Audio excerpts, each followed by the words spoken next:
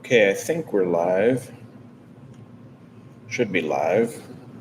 I don't know how long I can keep this up because I'm in a public place and right now I'm alone, but they have a tendency sometimes to turn on the radio or people come into this room. But I figured I'd open this up to a chat, live chat, if somebody wants to communicate about, if they have questions about contradictions. If you miss this live chat, you can always comment in the comments down below, and I can try to get to them. But the point of this was that Christians, evolutionists, atheists, they all have questions about the Bible or issues that bother them about the Bible. At least with Christians, that happens if they are serious about the Bible. They're going to come across things that bother them. So I figured I would give some examples. One example that troubled me for years, but I did what my dad said. He said, sometimes you have to just put questions on the back burner, and in time, the answers are given. So one of the questions that bothered me the most about the Bible is that if you look at Matthew, Mark, Luke, and John, it describes the cock crowing. And if you read it, it very much appears as though one is saying the cock crows like twice, another one says once, it appears. And so, where is it where Peter denies Christ? Does the cock crowing happen how many times? And it's very confusing. And then I finally found a website dedicated to answering Bible questions, and it mentioned how that in the Bible days, with the roosters they have, the roosters would crow a certain time in the morning. I'm thinking it was something like 4 or 5 in the morning. And they would ignore that. They would just sleep through it. And then the cocks would crow a second time, and they would pay attention to that, and they would get up. That second crowing became known as the cock crowing. Kind of like when you're at work and you say, when do you get off? I get off when the alarm sounds. Okay, well, you get off the alarm sounds at noon. Everybody knows that. They don't mean at 11 or 10 or 9. It's when it sounds at 12, and everybody understands in context that you mean the 12 o'clock alarm as opposed to the other alarms. So they had multiple cock crowings, but there was only one that they really counted that they called the cock crowing. So in the New Testament, when it appears to be saying one number and it says the cock crowing, and in other sides it'll say like 2 or 3, that's the difference. As one is speaking with knowledge of an official recognized cock crowing, and one is referring to the exact individual cock crowing. I think it's the second one it says. The other one says when the cock crows, and the other one says when the cock crows twice, or something like that. I'd have to have the verses in front of me, but when you look at the verses and you remember that idea of how they did it, then it all makes sense. One is referring to the second technical crowing of the cock, if I remember correctly, and the other one is referring to the only one that they cared about, the second one, which they called the cock crowing. And when you read it, it may appear as though it's talking about the first, and it's not. Another very common one that gets brought up to me that it's annoying because there's no error at all, and that is that the stalls of Solomon.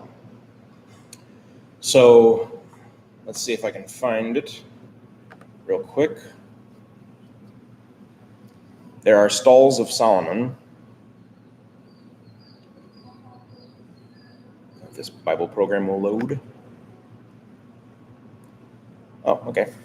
2 Chronicles 9:25, and Solomon had 4,000 stalls for horses and chariots, and 12,000 horsemen whom he bestowed in the chariot cities and with the king at Jerusalem.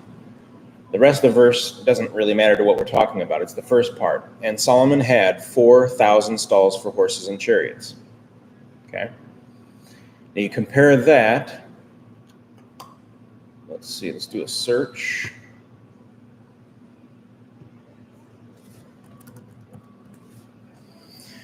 First Kings 4:26 says, and Solomon had 40,000 stalls of horses for his chariots and 12,000 horsemen. So the first one says, First Kings says, and Solomon had 40,000 stalls of horses for his chariots. 2 Chronicles 9:25 says, and Solomon had 4,000 stalls for horses and chariots. So which one's true? Well, the simple answer is obviously that they could be referring to 2 different time periods, but I don't believe that's an answer. The answer is actually in the reader's inability to understand English grammar. So if you actually remember how to diagram a sentence, that gives you the answer right there. All you got to do is diagram the sentence. So 1 Kings 4:26 says, and Solomon had 40,000 stalls of horses for his chariots. So what does that modify? It modifies horses. 40,000 stalls modifies horses. 2 Corinthians 9:25 says, and Solomon had 4,000 stalls for horses and chariots. So that's two things. Instead of just the horses, it's the horses and the chariots. Well, they know from archaeology, and I think you can find in Unger's Bible Handbook, at least some copies of Unger Bible's Handbook, they will show you the stalls that, if memory serves, they're at Megiddo. They found the stalls. And what they did was, with the particular type of stalls and horses that are being dealt with here, what Unger says is that they had 10 horses per chariot. And that seems to be fairly common. I've seen that elsewhere. 10 horses per chariot. So they had 40,000 stalls of horses for his chariots. And those 40,000 horses were in stalls. They're kept in stalls, they're fed, whatever. And then 2 Corinthians is talking about a different type of stall, the stalls for horses and chariots. So what they would do is they would take the 40,000, 10 of them would go to one chariot, and once they were connected to a chariot, now they're in a stall, they're ready to go for war or whatever. So when you take 10 horses per chariot, that's a division of 10. So you take 40,000 divided by 10, you get 4,000. They're both perfectly right. They're just describing two different types of stalls. One is the stalls for the horses, and one is for the stalls for the horses and the chariots when they're connected, or at least stored together. But my understanding is when they're connected and ready to go, and a guy could just jump on it and take off. So there's no contradiction. There cannot be a contradiction, because all you have to do is take the English words and diagram it, and it automatically reduces the possibility to zero that there could be a contradiction, because in English grammar you can tell when you're diagramming that it's two different concepts, that's not the same concept. So that's the answer to that one. I'm trying to think if there's any others I can think of right now of contradictions. Like I say, if no one comes into the chat right now, I'm kind of doing this at an odd time, you can always leave a question down below, and I can try to answer it at some other time. But yeah, pretty much everything is like that. It's always connected to people either not understanding the English language because it's devolved so much, or it is not understanding Israeli culture or science or math. So things like slavery, I'm constantly getting atheists barking at me about, well, the Bible allows for slavery, and, there's all these rules for slavery and things like that. And I'm like, how is it you people, half of you have probably watched Batman and you've read Batman comic books. Well, Alfred Pennyworth is the servant of Batman. Does that make him his slave? No. So the Bible does not say slave. It says servant. That's a hired person. It can be an indentured person, which is perfectly fine. And anybody in the military is indentured. A lot of our ancestors that came to America were indentured. It's not slavery. It's a contractual obligated work based on something you willingly entered into.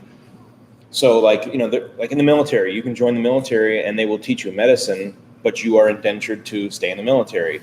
I think there's certain colleges you can go to where you can go for free and you learn medicine, but then you're required to serve at a hospital for so many years.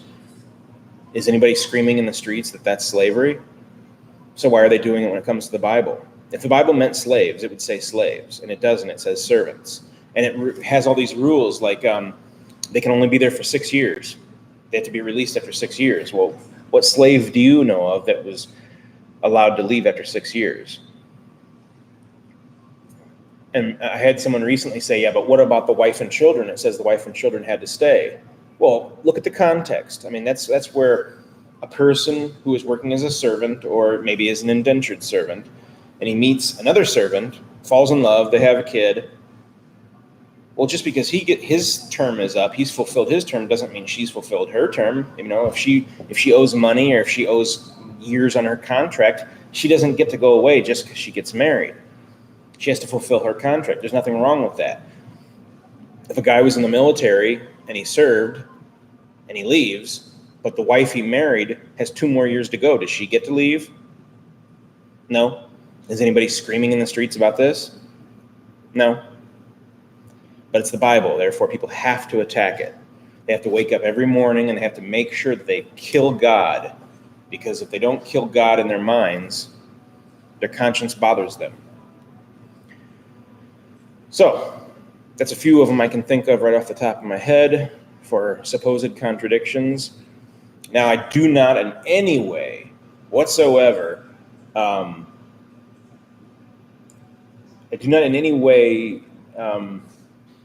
defend modern translations. I will be the first to agree that modern translations are fraught with error. I do not use modern translations. They're not the Bible, in my opinion. From what I've studied, they're not Scripture. They're based on an illicit text from the Alexandrians. You can go back and read where the church fathers at the time argued with these guys who were bringing out these new texts that were pretty close to the Bible, but they had removed things they didn't like, especially things connected to Christ being the Son of God. And so the early church fathers were like, this is garbage. Show your proof. Show your proof that this is the Bible. And they wouldn't show it because they had fabricated it. So they rejected it. A long time ago, it was rejected. But people nowadays, they know everything about Kim Kardashian and Justin Bieber, and they don't know anything about the history of the Bible. They've never taken a course in preservation of Scripture, so they don't know these things. But if you go back, you can read where these arguments that are currently going on now between King James only and non-King James only, the same arguments were going on roughly 2,000 years ago, about 1,500 years ago. The same arguments were going on, and the bad side lost. So it got buried for a while, and then it got refound when they found the Codex Sinaiticus and the Codex Vaticanus. They introduced them, and now you get all your modern translations from this illicit text that was made from a cult of Alexandrians. So it's full of error. Some of them perhaps were well-meaning, and so they would take 40,000 stalls and 4,000 stalls. Well, that must be an error of 1 0 because it is in English, therefore it has to be in Hebrew. So they just changed it, and they created an error and have them both say 40,000, and it's talking about two different things. So yeah, I mean, the new ones are full of errors, and I do not in any way claim those as being worth anything. I mean, I burned mine. So yeah, I'm a born-again Christian, and I burned my older Bible. I'd got it years ago. I think I kept the maps. The maps were okay. But the text, I burned it. I'll stick to my King James. If you can show me an English version that's better, okay. I don't say it has to be using older English, but I have not seen another translation that is accurate, that's 100% without error. So I'll stick with my King James version. But thank you for anybody who watched, and got 2 people at least watching. Thanks for watching, and see you next time. Thanks.